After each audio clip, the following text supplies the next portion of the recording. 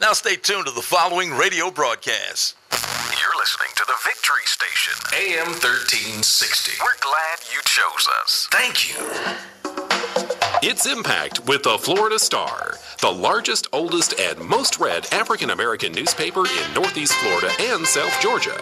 And now, here's the host, the publisher of the award-winning Florida Star, Clara McLaughlin. This is Opio, and I have a special treat for you. We got a book review. I have the author on, as a matter of fact. The book is called From the BoonDocks to Riches, A Girl's Journey Through Sex, Lies, and Murder to Riches by Marilyn Allen-Craig. How you doing, Marilyn? I'm doing awesome. Thanks for asking. Great. Well, you are from Jacksonville, Florida. As a matter of fact, when you say BoonDocks in here, it's a little place off of Jacksonville where the Mayport Ferry is. Mayport. Talk about that little town. Yeah. Now I think they call it like Old Mayport Village, but it's known as Mayport. And just a little, like you said, a little town full of shrimpers and fishermen, and born and raised there. All my family, my grandparents raised me, and I think their family is from there. So we got a history down in Old Mayport. Just a little town. They call it BoonDocks because, like I said, all the docks and the fishing, that's just a name that we kind of inherited. But, yeah, it's a small, quaint family town, basically. And so what's the racial makeup? How many people are there? Well, are you talking currently, or are you talking like when I was growing up there? Because currently, I haven't been home now in maybe like over 10 years. So pretty much everyone that was there, all the old African Americans that were down there, they're kind of fading out. Life is happening. Some of them passing away. So now it's kind of mixed. African American and whites are there. But when I was growing up, the town was kind of like on one end we had all the blacks on one end, and on the other end that's where you had the whites. So it's pretty much mixed. But you still was kind of like you have your family of blacks on one end, and the whites were on the other end. So. But as for now, how it is now, like I said, I just go down there and visit. I have a grandfather down there. He's 94 years old, and he's still down there. So I go down there and visit, and I see still it's pretty much a mix, but it's not like blacks on one end and whites on the other end. Everybody kind of like all mixed together. So about how many people are in that little small town? I mean, what did you say? Probably like, I don't know, maybe about 100, if that. I used to go down there a lot as a kid, and as a matter of fact, I went shrimping a couple of times as a result of like 4 a.m. And that's how you and I actually met, because I think by the time I got to junior high school, that's when you and I met. Right. Yep, Mayport Junior High. Exactly right. Okay, so you're this young girl from the small little town, and again, let me say the author of this book is Marilyn Allen-Craig. The book is called From the BoonDocks to Riches, A Girl's Journey Through Sex, Lies, and Murder to Riches. I read this book, and I'm going to tell you what it reminds me of. When you go on a road trip and everybody's screaming in the car, and you have like a 10-year-old or a 13-year-old girl, and for the first time they're really quiet, and you look back, they got a book in their hand. And you go, what book is this that they would be so quiet for the first time? And so I would go grab that book and run into the bathroom and start reading it. And next thing you know, 2 hours later, I'm reading the whole book. This is what kind of book this is. Why did you write this book? Because it bears a whole lot about yourself. Yeah, I started out, my inspiration for the book is basically for young African-American females. You have a lot of them out there that's kind of like afraid to kind of like, they let their past hinder them. They're afraid, they think that they can't actually be who they are because they have a past. And I just want, to let them know that your past doesn't define your present, who you are, and I feel like young people, they would be more receptive to understanding and listening to me if they knew, I had similarities, that I can relate, because I had issues in my life. You know, I didn't always make the right choices. You know, some of the things that went on in my life, you know, I wouldn't say it is as bad as, there's a lot of people out there that bear things that's worse, but I did make the wrong choices. You know, I'm not proud of some of the things I did, but I didn't let that define who I am now. And I guess I kind of want to be able to speak and be an inspiration to young black women. And I felt the best way to do that is to let them know that I understand. You know, I understand, you know, if you have a past, but we can't let that define who you are. You know, you still can become successful regardless of what your past was, what choices you made in the past. So I guess I just wanted to let it all out, so everyone to know that, you know, it's okay. It's okay to have a past, you know, and don't be afraid of your past. Don't let that keep you back, you know, just keep moving. And so I guess that's my biggest inspiration is just young African-American women. I want to be able to mentor to them, and I want to be an example. And I figure the best way I can get their attention is to let them know that, you know, it's okay to have a past. I had one, but I'm you know, succeeding. I'm not saying that I've reached the status of success that I want to be, but I can say that I'm going for what I want, and I'm not going to let my past or anything else stop me. And as a young person, they shouldn't either. I can tell you paid a lot of attention in English class. I can tell that when the creative writing came about, you paid attention. And that's why in college, listen to me, kids, in college as well as in high school, anytime you get to write, particularly in your creative writing classes, you will be able to create an incredible product like this. So in this book, she actually used creative writing to kind of hide names, to kind of change up certain things, to use a little bit of fiction to kind of take you from one place to the next place, but also to kind of protect the people in that small little town, as well as friendships all over Jacksonville and even all over the world. Talk about that process of writing and using the creativity, because some people are going to look at this and they're going to go, whoa, that's me. Wait a minute, that's not me. But I remember that incident. It happened this way. I think that's going to be the buzz of this book right here. Talk about that process. Yeah, all of it. Like I said, it's based on actual events, but I did use creative writing to just like enhance readability. So some of the events that took place, although that, you know, they are similar situations that happened in my life, I did enhance it with the form of creative writing. You know, like you said, to the characters, I changed all the characters' names.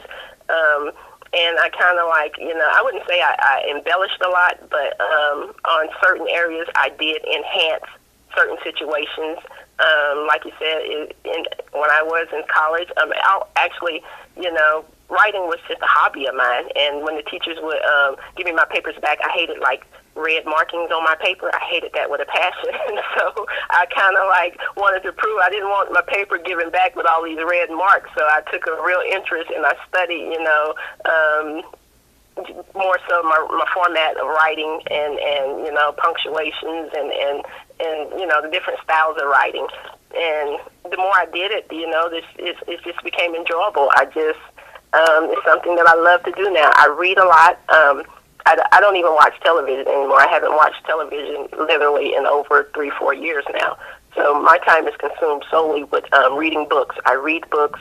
I listen to audible books when I'm not reading books. Like when I'm driving down the road, I listen to audible books. So, you know, and I learn different styles of writing and reading just by, of writing just by reading. Right. And listening to audible books. So it's really important that you know, when you're in school, like you said, for the young kids, to pay attention. And you never know where that can lead you, you know. Writing is awesome. You know, it can take you to a whole different mindset, a whole different world, you know. It takes me away when I start writing or when I start reading. So, I don't know, I just love it. Do you know what media received the first Eagle Award by the Jacksonville Sheriff's Office for being the most factual? The Florida Star. Do you know which media solely addresses issues of concern for African Americans? The Florida Star. Do you know which media carries local, state, national, and international news regarding African Americans? The Florida Star. Star. Do you know the only media that carries a special section for our youth at home? And the schedule for 3 black television networks. Now you know the Florida Star. Northeast Florida's largest, oldest, and most read African-American newspaper. Serving since 1951 in more than 200 locations. The Florida Star. News you can use. News you can trust. The people's choice. Striving to make a difference. Subscribe today. Call 766-8834. That's 766-8834. Pick up the Florida Star at over 200 locations. Or to have it delivered, call 766-8834. The Florida Star. Speaking truth to power. This is Opio. I am speaking to author Marilyn Allen-Craig. She wrote a book, From the BoonDocks to Riches, A Girl's Journey Through Sex, Lies, and Murder to Riches. Before we talk about the sex, lies, and murder and riches, I also saw a journey here where you actually become a person of faith and begin you began talking more and more about God as you went towards the end. Talk a little bit about that journey. Well, I was raised in the household. My grandmother, I lived right across the street from a church, and we were kind of like made to go to church every Sunday school, but I never really, I just went because I was told I had to go, but I never got anything out of it. And as I got older, I had questions about, I would visit church every now and then. I would speak to certain people, and hear certain things, and there was always a question in my mind on actually about God and Jesus and the whole 9 yards. But I never really knew the answers. And as life went on, certain situations would happen, and that, like in my book, there was a certain situation with my grandmother, and it made me understand that there is a God. There has to be. There's no other question about it. There has to be a God, and I just, from that point on, when my grandmother passed away, through her whole journey, that opened my eyes to say, to realize that there is a higher power, and I want to know more about him. I want to know who he is and how does he operate, and I started going to church more and really studying the Bible, and having my questions. I believe that in order to get my questions answered, I have to go to God directly. And once I start doing that, he started revealing different things to me and giving me my answers. I didn't go to the pastor. I didn't involve anybody else. It's me and God. And he opened my eyes to a lot of different things. And I just want everybody out there to know he is real. So if you don't believe in him, just you got to open your heart and ask him to show you, and he will.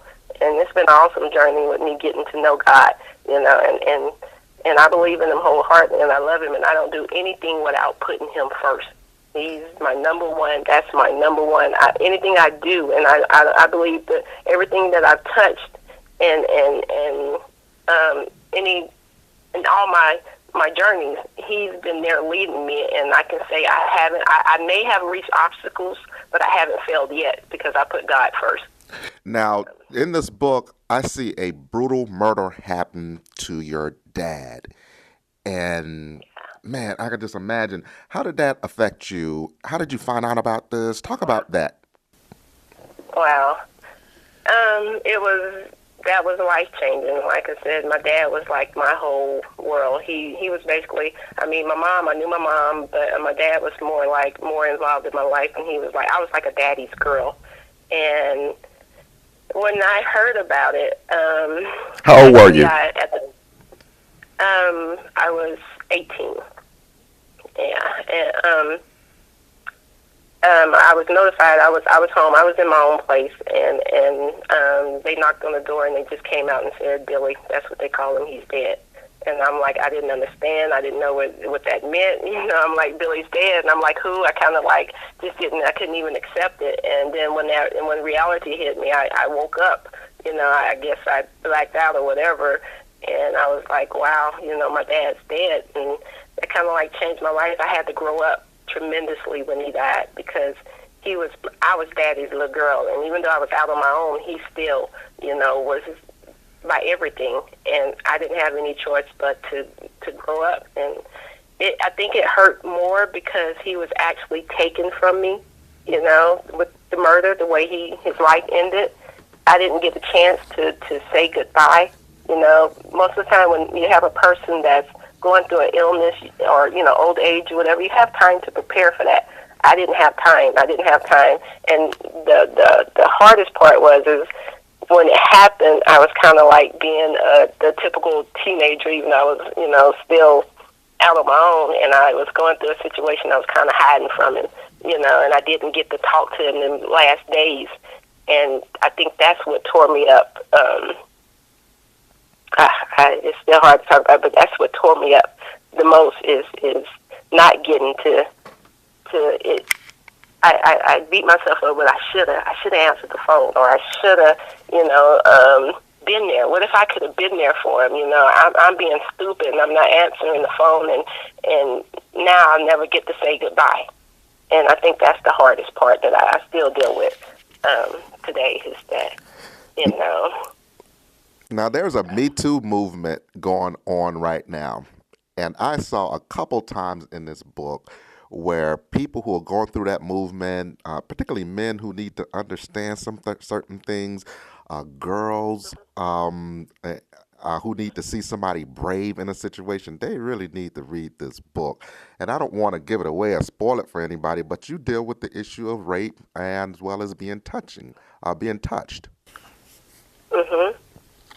And you know, and I think a lot of young girls go through that, and they're afraid to, because I know I didn't have anybody who I can talk to, you know, and I felt like. Oh, more likely you went to more like fighting off a rape. It was more like fighting off the rape.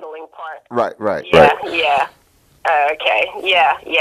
I wasn't gonna let that happen, you know, and it's choices you can make in situations like that. And at first, you know, I'm scared, my nerves, my adrenaline took over, you know, and I didn't know how to respond to it, but I just, you know, gained my composure, and I'm like, I'm not gonna let this happen. You know, and once you get yourself back and gain, I mean, in some situations, I understand that you can't, because the aggressor can be a little more overpowering. But in my situation, you know, I was able to observe the situation and make choices to where I was able to get out of there before any serious harm happened.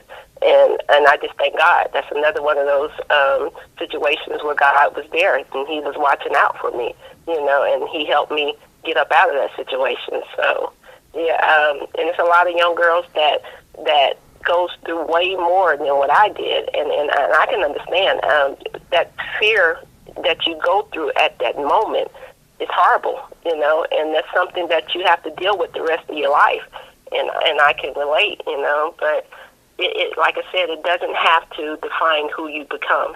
You know, you gotta overcome. You gotta, you know, keep moving and keep pushing. Is your website Marilyn Allen-Craig books.com? That's correct. Spell that for me. MarilynAllen-Craigbooks.com. Now, there's a number somebody can call. They want to get this book. Yeah, you can dial 804-368-5303, or you can go to Amazon.com. You can also, it's going to be on iNook, this Barnes & Noble iNook this weekend, and you can go to that website as well to get it. And the book is From the BoonDocks to Riches, A Girl's Journey Through Sex, Lies, and Murder to Riches. Now, there are going to be some guys that we grew up with that's going to say, wait a minute, was that me? Did I do this? How do you think people that you've dated or married are going to feel about this book? Well, all I can say is that all of it isn't 100% factual, so you can't take it. I mean, it's a lot that's based on my life, but then there's a lot of it in there too, like I said, that's enhanced for readability purposes. So I mean, if you can't, I don't want anyone sitting there saying, "Oh, this is me, this is me." You don't know. I mean, you can't take it for everything in there for, just read it and enjoy the book. I guess that's all I can say. Don't try to figure out who you are. And a lot of, I mean, actually, all of the people that's in the book, I'm still really close to them and friends with them. So I don't think anyone, that I did that may try to figure out if it was them or not, would be hurt or be upset with it. They probably were actually gonna, be kind of. I grabbed my face like five to 10 times when I read the book. I was like, oh my goodness. I'm gonna tell you, if you're from Jacksonville, you're gonna want to read this book. She described things in Jacksonville. She described things in Atlantic Beach. She described things in Mayport. I just say, oh my goodness. Once people start reading this book, particularly people that we know, this book is going to be buzzed and buzzed and buzzed all over the place. But this is a book that's going to reach outside of this Jacksonville, because you're the local homegirl is doing really well. Now, I do want to talk about your business a little bit later, but there are going to be little girls that's going to get inspired by this, and also people who are in treatment, battered women. They're going to be able to pick up this book and kind of be able to get some empowerment from this anywhere in the world that this book is sold. That's my intent. I'm hoping so. I want to, like I said, my inspiration was to kind of be like a mentor or be an inspiration to young women, young women that's going through things and feel like they have no way out of it, or there's no hope for them. I wanted my book to be like, okay, well, there's someone that actually went through a lot themselves, but they haven't let that stop them. They still, life still goes on, and you still can become successful. I guess that's just I'm hoping that it does reach a lot of people within the beaches, Atlantic Beach, Jacksonville, and outside as well. Oh my goodness, I can't wait. Now, little boys. Now I know in school sometimes you get a teacher say, "Hey, we're going to buy this book," and everybody's going to read the book in the class. And little boys, say teenagers, are going to pick up this book, because this is a book actually has a lot of adult information, adult type scenery in it, right? And so that's the book that probably the school won't do, but in college they will do. Say that 19-year-old boy. What do you want that 19-year-old boy? What do you believe he's going to get out of this book? Well, I hope he gets out of I know you're going to get enjoyment from reading adult content, but I hope he gets the mindset that he knows how to treat a woman, that you got to be a man, women, especially African American women, there's a lot we go through, and I want the boys or the men per se to what they can get out of is our women go through, some of our women go through a lot in life, and we have to be more supportive to them, and probably take away, let me sit down and listen to them, let me listen to my significant other or whatever female I have in my life, and really take the time to see what I can do to help them. So I hope it be a inspiration to the young men and the young boys out there to really, take pride in the African American woman, because there's a lot that we go through, and we put on a strong face, but it's a lot in our past that they're afraid to talk about, and we can use that support from the male. And I just hope that this book kind of gets them to thinking that maybe I should take the time and see what that woman in my life is going through, or if there's anything that she needs, or how can I help them? Yeah, this is a life-changing book, particularly for little girls. But for boys, this is what I thought. I thought, man, you read this book, you're going to realize no matter how young you are, you better treat a woman nice, a girl nice, because she can grow up and write a book. And if you ain't about nothing, you about to find out that you ain't about nothing. But if you are about something, you're going to feel real good about yourself because you treated girls nice when you were young. That's what I thought. I'm like, whoa. I'm like, boy, you better always treat girls nice, particularly these days. Now, okay, so